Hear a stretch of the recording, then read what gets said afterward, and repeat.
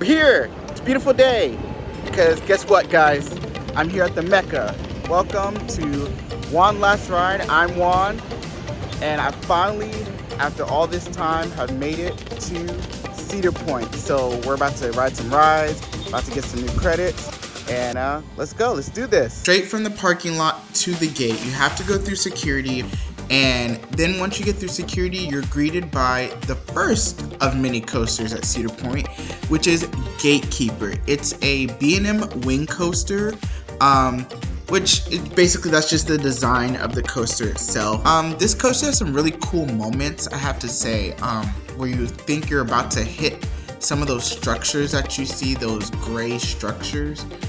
And overall, pretty good for the first one. After that, we continued going down the pathway. This is a great view where you get to see a whole bunch of different coasters, like within, right where we were standing. So there was Raptor, which is that green ride that you see.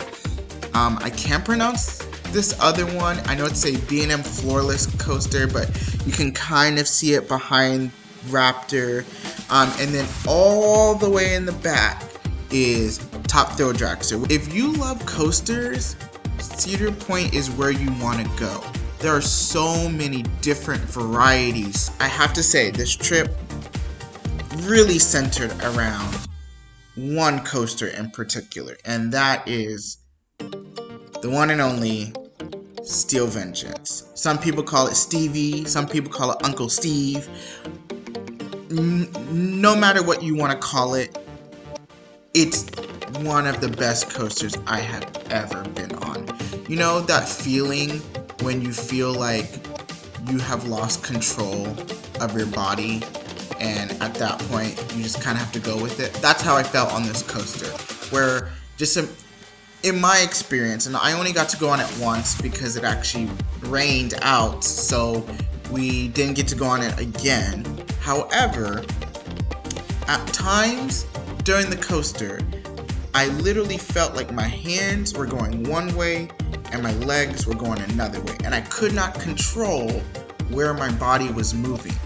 It's just so many twists and turns and inversions and airtime, and just kind of left me like, what in the world did I just ride? The really cool part about this trip was I didn't go alone. I actually went with my cousins, and they've actually are usually the ones that go with me when I've gone to Cedar Point, when I've gone to Kings Island, so it's only natural that I went with them again to Cedar Point.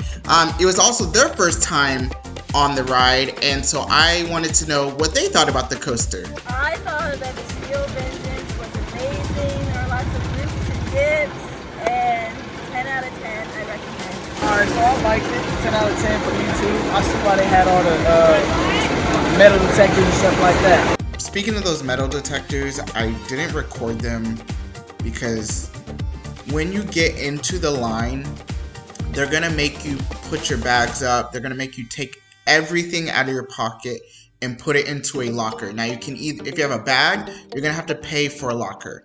It's like $2-3, not bad, but I'm just letting you know now, if you have a bag for this specific ride, you're gonna have to get a locker. And now let's talk about the thing that everybody is waiting for. This is kind of like, it's like the big announcement that people are waiting for. So essentially, if you don't know, this is Top Thrill Dragster. At one point in time, it was the tallest, fastest coaster in the world. There is signs everywhere. And even after we left, the couple days after our trip to the park, there are signs that have this racing theme, which leads me to believe that obviously it's gonna have to do with racing, and it's gonna come out next year. But there's signs on the sidewalk, there's signs on the wall. Overall, I have to say, it was really nice to come back to Cedar Point.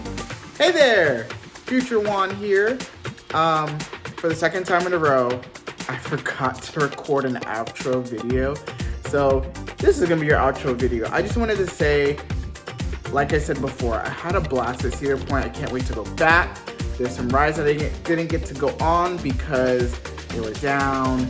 And we got rained out, so that kind of put a wrench in the plan.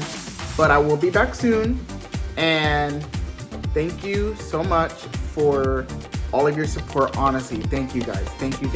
I'm really trying to get to 50 subscribers. We're almost there, really close, and I might have something very special for that 50th person. But yeah, like, comment, subscribe. Tell me what you think about this. Got some more videos coming down the pipeline. So until next time, thanks for watching One Last Ride.